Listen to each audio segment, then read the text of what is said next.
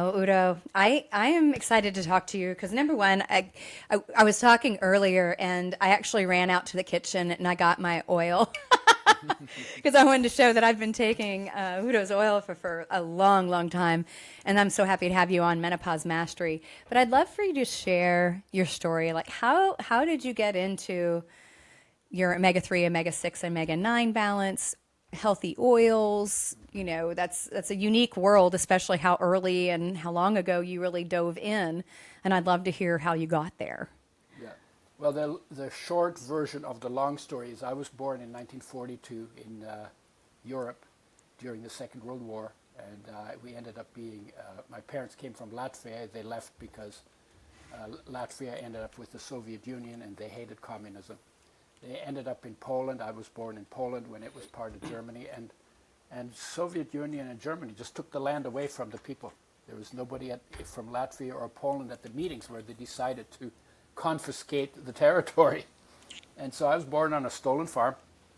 At the end of the war, we were refugees fleeing from communists in tanks and trucks on dirt roads with horse-drawn hay wagons, in horse-drawn hay wagons, with dead people in the ditches, and dead horses and dead people, women with young children trying to get out of this war craziness, and no military presence on these dirt roads. And the Allies, which we like to think of as the good guys, they were using us as target practice, shooting at us from planes. So it was winter. My mother decided it was safer to go through the snow-covered fields than to stay on the road. And so she had 6 kids with her. She had to leave 4 of them behind. Oh my goodness. And so I got left behind. I was one of the fortunate ones to get left behind. And I ended up in an orphanage for a while. And then eventually, her sister found us and reunited the family.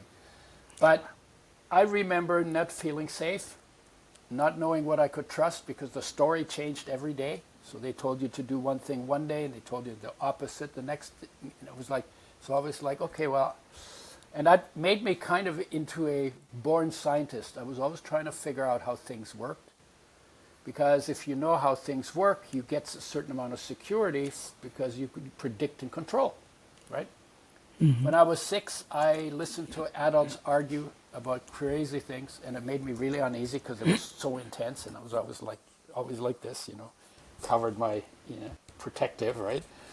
And it occurred to me, man, there must be a way that people can live in harmony. And this little cocky voice says, and I'm going to find out how. And that's been my driver all my life. Always been. So I got into science, and first into the hard sciences. And then I said, no, actually, I'm more interested in the biological sciences, because you look at nature, oh my God, this is incredible. The sun shines, the grass grows, the trees grow, the leaves fall. You get a little flower in spring, and in the fall you eat an apple that came out of that flower. You look at that, it's like, oh my God, this is so incredible. I want to know everything about it. So I got into biological sciences, and my goal there was I wanted to know what life is. Because biology means study of life. And I thought we would end up with a beaker of life, something liquid and shining, half filling this beaker, and we'd say, there's life! Oh my God, I've just seen life. I know what life is now. Well, we didn't learn that. We learned form and function. We don't study life in biology. It's like, wow. Then I did psychology, study of soul. Thought, well, soul, that sounds like there might be something there that might be interesting. We didn't study soul in psychology. We studied thoughts, beliefs, emotions. Then I went to medicine because I wanted to know what health is, because it's called healthcare. We didn't study health there. I went to the dean. I said, what is health? He said, we don't know. We're working on it. But they're not working on it because they only study disease. So I went back into bioscience, because at least you're getting to know something about normal functioning of normal creatures in normal situations. Ended up in biochemistry and genetics, getting close. Like biochemistry is common to any science that is physical. And then genetics is like, oh yeah, that's in the control room. That's where all the decisions, all the bells and whistles and levers are to make this happen. This whole thing, over 70 years, 80 years, 20 years, right? And all of it run by that. And so I thought, wow, well, I must be getting close. Well, I still didn't find what I was looking for. So then I actually got into, first I experimented with psychedelics. Mm-hmm. And the first thing that happened, I took an LSD trip with Sandoz LSD, the original from Switzerland. Yes. 60 micrograms. It's like super tiny dose. And had this incredible experience. And I laughed and laughed and laughed till the tears were running down my cheeks, laughing and crying, because it struck me as the funniest thing I'd ever come across. That everything that I was so studiously looking for out there was all in here. Oh my God, that is the funniest thing. And there's a joke about that, right? God gets tired of humans bitching all the time. Yeah. You know, so he says, I want to get away from humans. Where should I go? So they say, oh, go up on Mount Everest. And a little kid who's like really wise says, no, they'll find you there. Okay, hide in the deepest trench in the ocean. Kid says, no, they'll find you there too. And he says, well, what do you suggest, you little kid? He says, hide in their heart, they'll never look there. Ah, that's great. Right? And even though, you know, so then I got into scriptures, because I was thinking, okay, so who should I model myself after? My parents were not my model. They were very messed up by their life in Europe. First World War, Bolshevik Revolution, Depression, Second World War. That was their life in Europe. And they weren't okay. And of all the things in my culture that I could say, okay, you know, there's this guy called Jesus. He sounded like a cool guy, right? Mm-hmm. And I'm not talking about the religion. I'm talking about him. And so my question was, I would like to know what Jesus experienced that made him live like he did, talk like he did, do what he did. I don't want to be Jesus. I don't want to have a religion named after me. But I want to know there must have been something there. He must have experienced something. You know, just like if you see somebody who's really good at something, you want to know, what is it that drives you? You know, where's this coming from, right? Mm-hmm. So I read the New Testament, and obviously you don't have to read a lot of it. It says, kingdom of heaven is within you. Yep. Then it says, first seek the kingdom of heaven, and everything else will be added unto you. Right. Okay? That's a hint of maybe something you should actually take seriously and do. Right. Right? Yes. And then one other thing said, what you have done to one of the least of these, that you have done to me. And to me, I didn't ask a preacher or a father or a brother for interpretation. I said, what does that mean to me? What it meant to me is like, if I am in everyone. What you have done to one of the least of these, that you have done to me. Well, that means if all of these least of these, I am in them. And right. Of course, eventually I figured it out. Life is what he's talking about. And right. Life is in everyone. And life is Christ, if you want to go the religious route. Right. And all the masters talked about that. They all said, what I can do, you can do. Maybe you can even do more. You know, that's true. So they never said, I'm perfect and you're completely screwed. The religion did that. Yes. Right? And so I was trying to figure all that out. And then eventually I had a meeting with this being made of light. That's a whole other story. And and the message was, because I got treated really badly by Christians. It's the religion of love, and they judge all the time. They judge and judge and judge and judge. And I went to one, I said to them, must be possible to see God and live, because it doesn't make sense that God loves you, and if you look at him, he kills you. That's what we were told as kids. Yes. Right? So that didn't make sense. So I thought, okay, we're going to have a deep conversation about a deep topic. And I said that to the guy, didn't introduce myself, and he jumped out of his chair and you're from the devil, you're from the Antichrist, get out!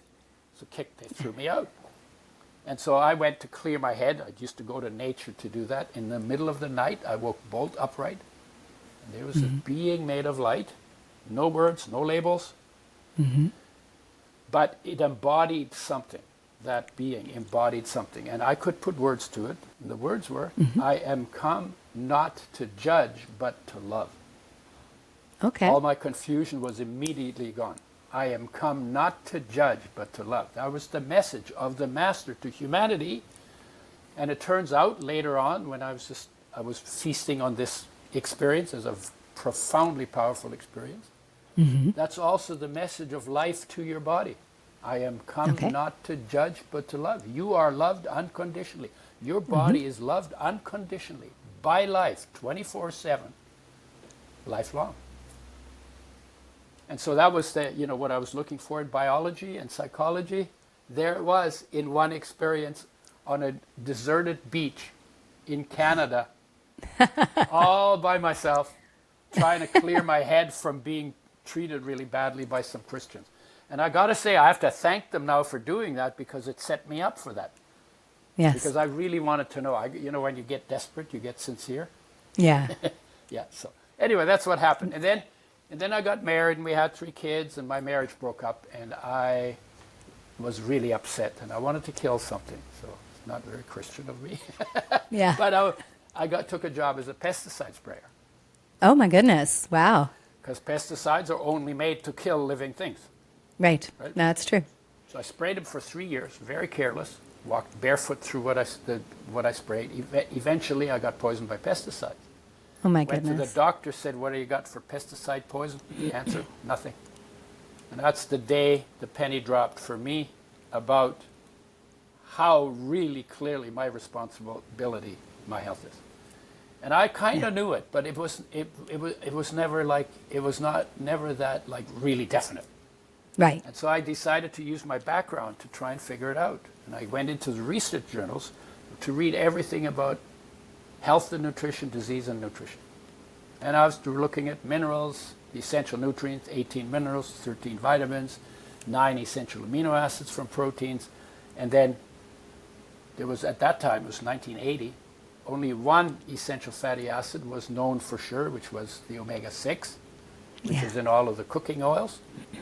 Omega-3 was established as an essential nutrient the year after I started digging through the journals. So my timing was perfect, although it wasn't my timing, but the timing was perfect. And then I was reading through oils, and they were really contradictory. And I needed good advice, because I was trying to recover from poisoning. So I wanted clear answers. It wasn't like, oh, just tell me something. It's like, no, I need to know what's true. So I'm going through all this stuff, and I read an article that says omega-6 is an essential nutrient, and that means you can't make it, you have to have it, it has to come from outside. If you don't get enough long enough, you die. This is really important stuff. Right. If you're losing your health because you're not getting enough, but you bring enough back into your diet before you die, because death by definition is not reversible, right? Right. So if you bring enough back before you die, then all the problems that come from not getting enough are reversed. That's what essential means. And they have identified chemical reactions in the body that require that nutrient, and without which that chemical reaction cannot take place. That's the definition of an essential nutrient. Absolutely. So I'm reading omega-6 is an essential nutrient, and the very next study I read said omega-6 gives you cancer and kills you. And I'm going, wait, I have to eat it so that it can kill me? Right. There's something wrong with this picture. And that contradiction, it drove me crazy. Because what are you going to do with that? Yeah, I eat it because I have to, and I know that's going to give me cancer, and I'm going to die. Right. Like, ah! Yeah. Right? So that made me look deeper. And then I found out that when oils are made, by the way industry makes oils, they treat them with harsh chemicals, and then they bleach them, and then they heat them to frying temperature to get rid of the rancidity that makes them taste and smell bad. And in that process, 0.5 to 1% of the molecules are damaged. Yeah.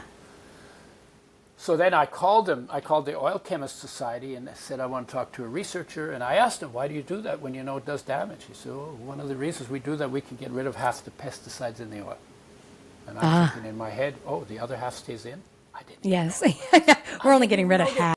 just half. That's all. No, but It's I okay. didn't even know there were any pesticides in oils at that point. No, at that point, nobody did. We So were I'm like, going- everything's fine. And I'm poisoned by pesticides, and I'm saying this is not a good answer.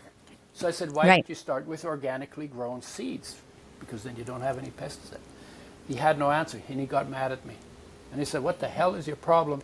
The oil is only 1% damage, it's 99% good, and if you got 99% on an exam, you'd be damn happy, wouldn't you? I used to get 100% in some of my exams because I was really good at some of the stuff that I really liked. But Yes. So anyway, so then I thought, okay, well, when in doubt, do the math. So I'm going to do the math with you, okay? Okay. Women can't do math, I've been told, but I know that that's not true. So, No, that's definitely not true. But So if we you- don't necessarily get the same experience in math class. yeah, I understand. Yeah, I understand. Women are more practical. Let's Yes. leave it at that. Okay. True. And so if you have a tablespoon of an oil Mm-hmm. that is 1% damaged, and so an oil is 15 milliliters and 14 grams, because oil is a little bit lighter than water. Okay. Yeah. How many damaged molecules will you find in that 1 tablespoon of oil that is 1% damaged by the process? I don't know. What? I know there's a I got to do basis the math? do You're it. going to make me do math? Yeah, I want a number. And now you'll see why this is really, really useful. So you said, okay, so 1% is damaged, Yeah, and it's 14 grams. and it's 14 1 grams. tablespoon, 1 U.S. tablespoon. 14 grams, 1%. Yeah. How many damaged molecules? As a percentage or as a total number? No, just a number. A number? You have the percentage already. It's 1%. Yes, yeah, I was like, it's 1%. So why am I having a hard time doing this? Well, It's, yeah. just guess. Go ahead. Guess. Okay, we'll say 40% or 40 molecules. 40 molecules? Yeah. Okay. Okay. So that's not it. But, No, so molecules are really, really, really small. right. And there's a way to figure it out. If you get a fat molecule and you figure out what is the molecular weight. well, Yeah, if you say take we're the missing a piece of the equation. in the molecular weight in grams, Mm-hmm. you will have 6.023 times 10 to the 23rd molecules. Okay. That's a 6 followed by 23 zeros. Right. Okay, that would be in about a liter of oil. That bottle that you have, that'd be about a liter, right? Right. But we're Yes. talking about the tablespoon, which is like maybe 100th of that. Right. And we're talking about 1% damaged. So you have to take 4 zeros off that. So you end up with 10 to the 19th. Okay, yeah, I was like, now I'm doing the math because now I know molecular weight. Yeah, so that's that's an incredible amount. Yeah, so the actual number is a 6 followed by 19 zeros. That's Okay. the number of damaged molecules in a tablespoon of oil that is 1% damaged. Okay. And that's more than 1 million damaged molecules for every one of your body's 60 trillion cells. Yeah.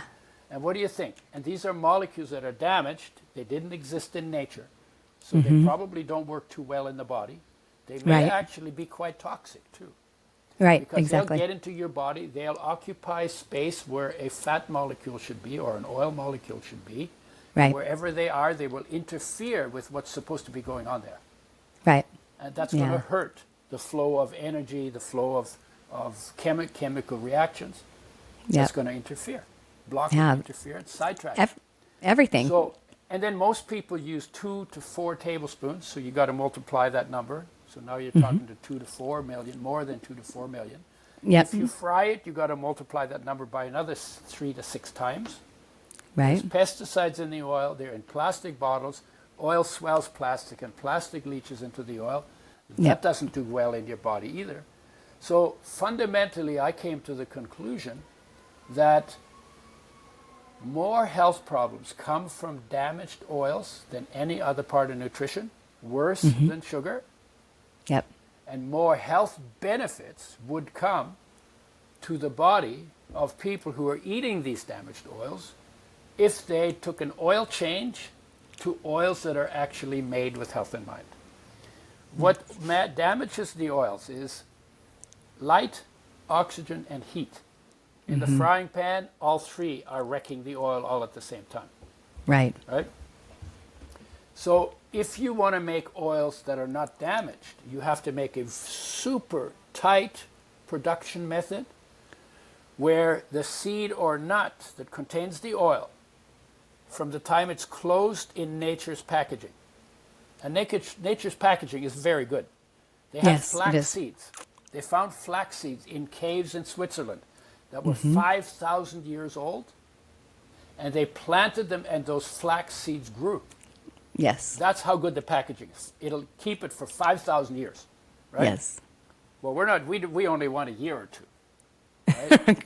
but so if you can, from the time it's in the seed, packaged by nature's packaging, through the pressing, the filtering, the settling, the filling, into a glass bottle, a dark glass bottle, nitrogen flushed, with a box around it to cut out all the light, in the fridge, in the factory, the store, and at home. You know, if you have to have a system that is so tight that no light, no oxygen, and no high temperature gets Right. to the oil through that whole process. And that's what I developed, because I was just desperate enough, because I knew I had cancer to look forward to, because Yeah. 60% of our pesticides cause cancer, and they do it by either wrecking your nervous system or wrecking your respiration. That's the two ways that most things that kill, right? Right. So I Exactly. had that look to forward to. I wasn't too keen on the idea. And so I said, you know, we need to I cannot get healthy on these damaged oils. We need to make them with health in mind. Develop the method. And then omega-3, I found out 99% of the population doesn't get enough for optimum health. It is essential by the definition I gave.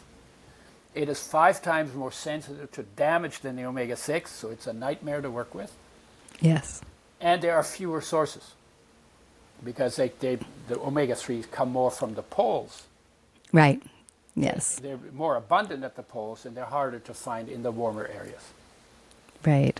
Right. And so we put the method together, and I said, you know, it was like, okay, if we could make oils with health in mind, and we could bring the missing omega-3s back into the diet, oh my God, we could help almost everybody.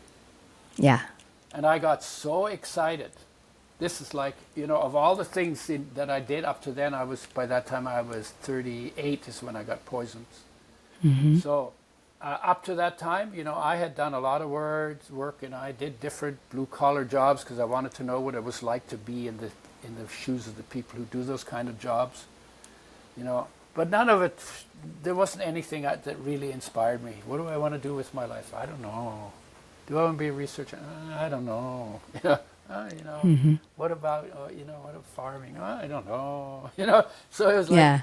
and now it was like, oh my God, this is worth doing. Oh my God, we could help so many people. Oh my God, this is like a purpose worth standing for, right? And you know, when you help people, there's something about human nature that when you help people, it feels good in the chest. Yeah. And when you hurt people, it hurts in the chest. Yes. It hurts you in the chest. When you actually pay attention to your chest.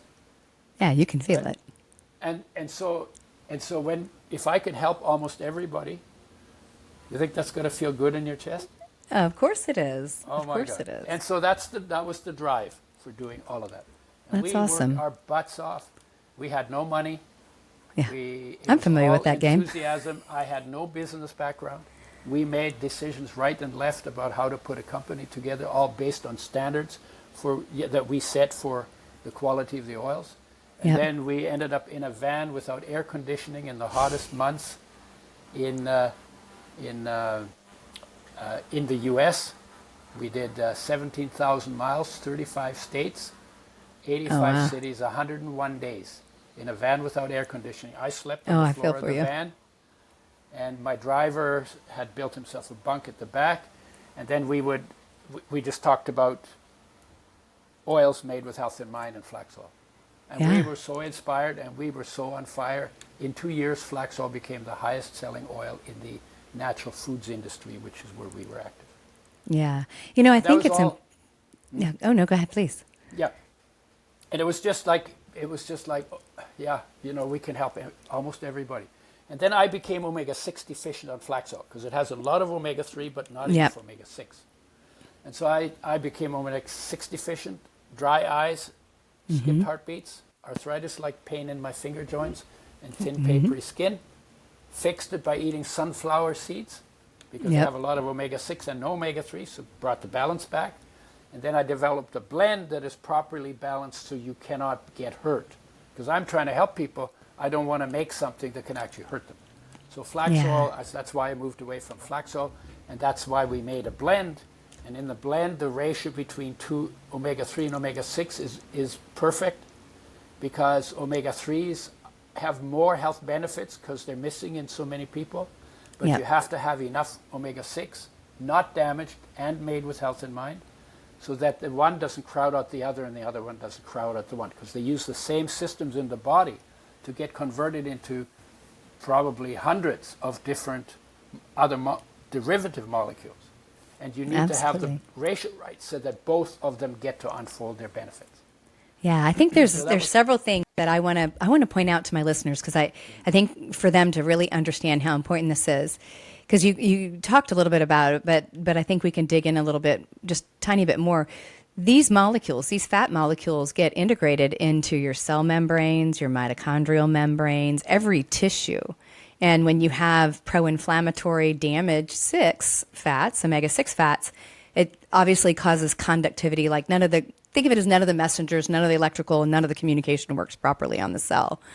But on the flip side, in nutrition, and you've been around a long time, obviously, I've been around a long time, and you also get people that are like, oh, if omega-3s are great, if a little bit is good, then I should just take a truckload of them.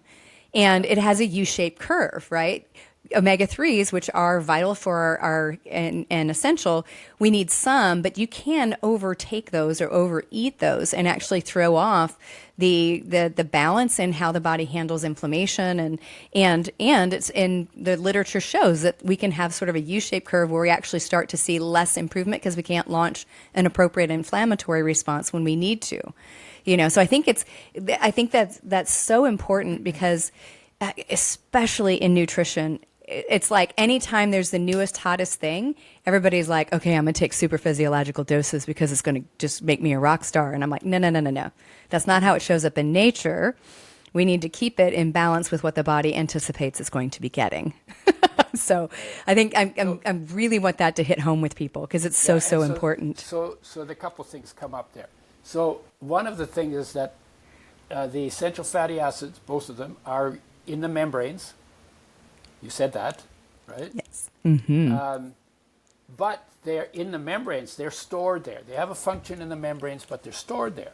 Yes. And the cells pull them out and make hormone-like regulating substances that regulate what's going on in your cells on a moment-to-moment basis lifelong. And both of them do it, and they have some opposing functions.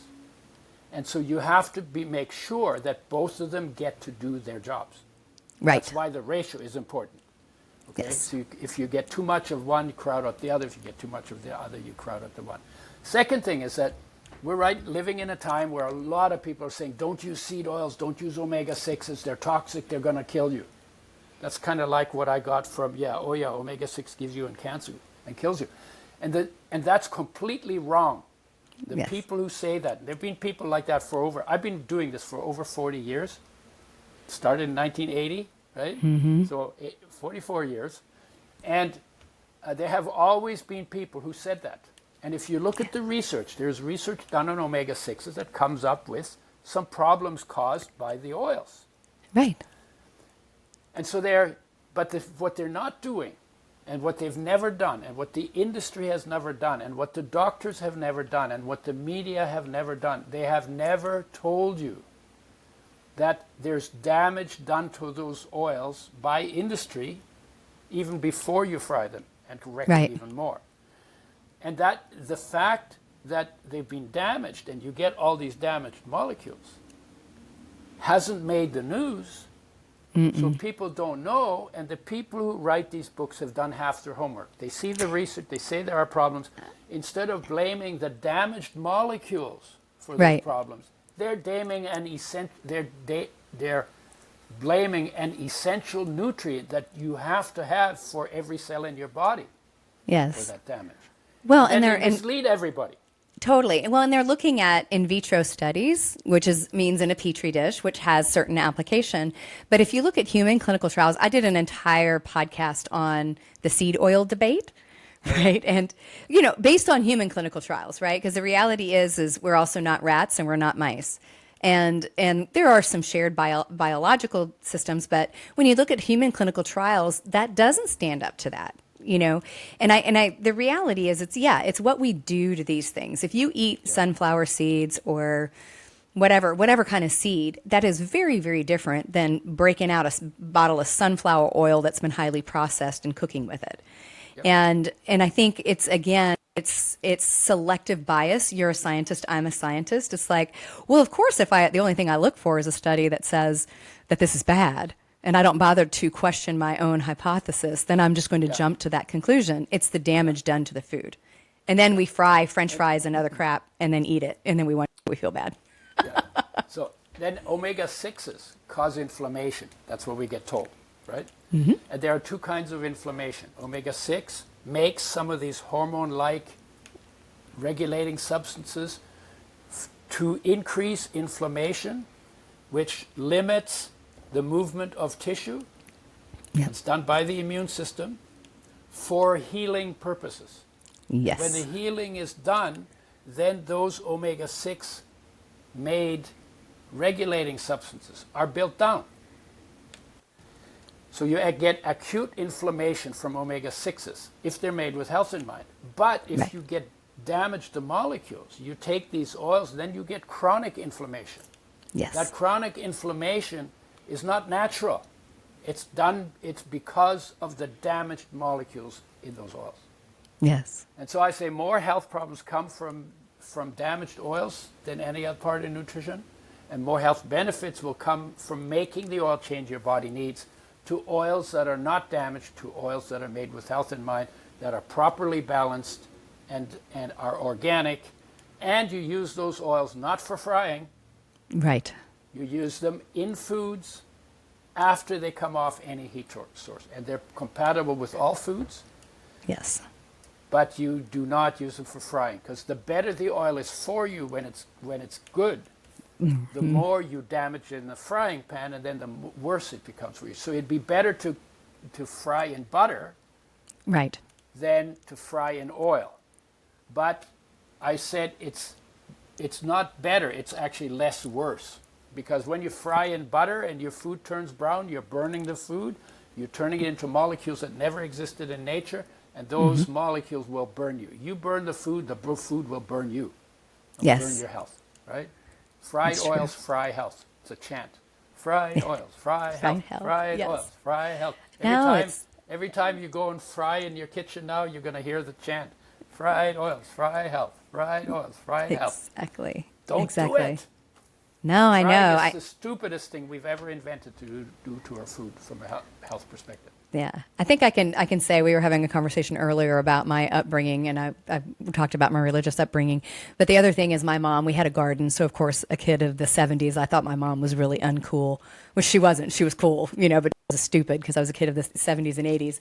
But I had literally never eaten fried chicken until I became an adult. All my friends are like, and I'm like, I've never had fried chicken. And they were like, what? Because my mom that was not something she would cook, right? It's just, I never had it, and they thought I was crazy. And I'm like, well, I'm glad I never had it. I'm in better health because of it. Looking back, actually, I was the crazy one. My mother was the smart one. That's right. No, yeah, hindsight. Hindsight's always fabulous. I'm like, wow, my mom was actually smart. She was homesteading, had a garden and stuff in the 80s. So, which is totally true. So tell my listeners, so obviously we're talking about your Udo's oil, this 369 blend, which is what I kind of held up earlier. So if you're watching us online, I have some, I use it all the time. It's an oil that you would add after cooking, or, I do it as a shot and then I put some fruit behind it and call it done. Yeah, I never tell people to take it as a shot, because some people don't like the taste of oil. No, yeah. No, I guess that's true. I mean, I use it on salad dressings too. Because what happened, people take it off a spoon because somebody told them to. And they're like, ugh. Yeah. So then some of them say right to me, I don't like the taste of your oil.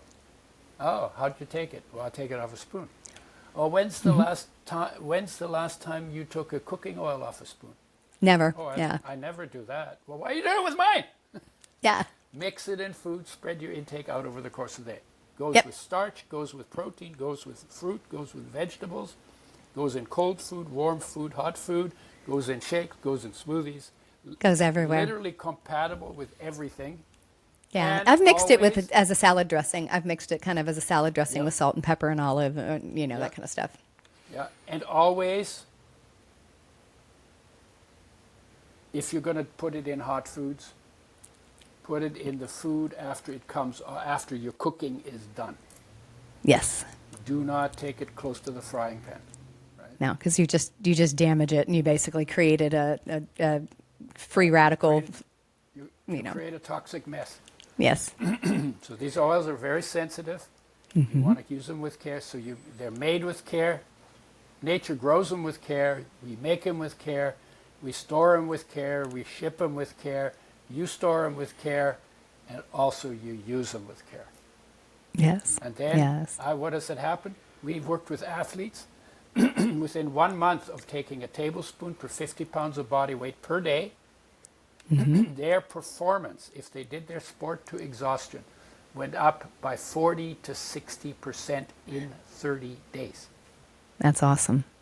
And, I'm 82, so, You don't look 82. If people aren't looking, you do not look 82. I still do gardening, and I dig stuff, and, I run around, and, and oil, I didn't have that kind of energy before I started looking at oils. Yeah. I have more energy now, and I have no aches anywhere in my body. Nothing. Which is awesome. I had arthritis when I was 38. If I bent my knees and put a little pressure on them, they hurt. Yeah. It wasn't like really serious yet. All my siblings have arthritic kind of problems. I've got nothing. Except you're gonna bang into something, but nothing. I have no, all my fingers. I got no bumps on my joints. All that stuff that you get when you get have older. inflammation. I got nothing. And that's it. And that comes from I pay attention to what I do. Life standard for creatures that eat fresh, whole, raw, organic, local, and for human beings, probably mostly plant-based. Right. Because when the hunters only had rocks to hunt with, the animals either ran away or fought back, so it's really hard to catch them. And so they came home without meat a lot of times, and when they didn't have any meat, they ate vegetables because they don't run away, they don't fight back, they're really easy to hunt down and kill. So we were probably more gatherer-hunters than hunter-gatherers. 100%. There were some places where there was a lot of meat, and it was easy, but not many. Birds, but most places it wasn't like that.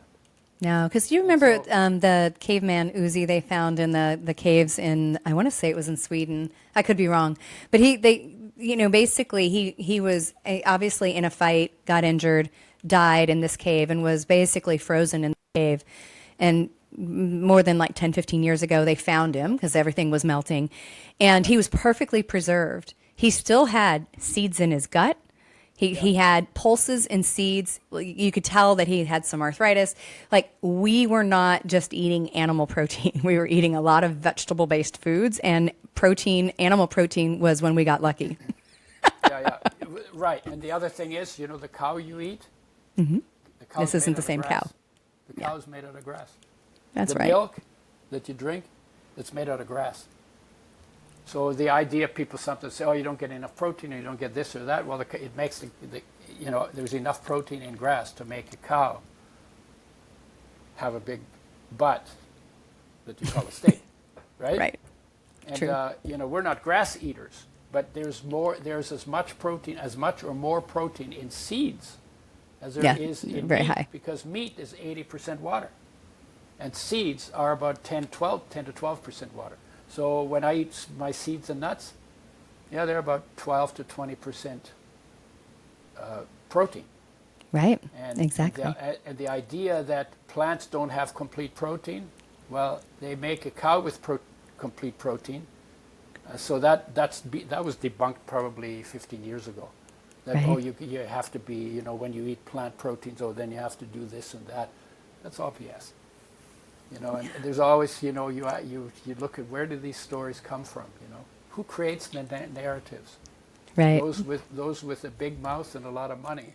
Yeah, I was just saying it was the money for sure. So Udo, so obviously your oils are available pretty much everywhere, right? Most of your health food stores, your Whole Foods, Sprouts, all of Health those. food, we're mostly in the natural foods. Yeah. There's some practitioners that use them. Mm-hmm. They're available on Amazon, but I would say go local because I don't know what Amazon does for storage and all of that. Yeah, I would be worried It's about better. storage. Yeah, so Storage and so transport. I would say support your local Health food store. retailers. Yeah. Yeah. Yeah. And it's I have to say I still love that I got to do this. Yeah. I'm still doing it, and I'm still excited Passion for it. about it. Oh my God! Because why? Because there should be a bottle of in every fridge, Yeah. and we're a long ways from there. Yeah. And that's just true. a matter of doing what we're doing here, letting more people know, telling Absolutely. the story, and then having them see for themselves what difference it can make in their. Yes. Thank you, Udo, for telling us about it and sharing your life experience and your products. So everybody, I want you to go out and I want you to check out Udo's Choice. It's Udo's 369 blend oil. It's going to be cold, not temperature, room temp, and you're going to keep it cold. Yeah, So I want you to check it out. It's in the fridge, in the supplement section. In Yes. the health food store. In a brown glass bottle, in a box, in the fridge, in the supplement section, in the health food store. Yes. Udo, thank you for coming on Menopause Mastery. I've had a wonderful time. We're going to come back and talk about a lot of other fun stuff that we had before we got on. The deep stuff. Deep stuff. Deep stuff. You gotta go deep. Awesome. Well, everybody, thank you for joining us on Menopause Mastery. And Udo, thank you. And I look forward to our next conversation. And thank you. I love doing this because getting the story out. And so you're really important because if I wasn't talking to you, I'd be in the bathroom talking to myself in the mirror. and I'm totally done get with that. Totally get it. Totally get it. Well, thank you so much. All right, everybody. Have a healthy and happy day. All right.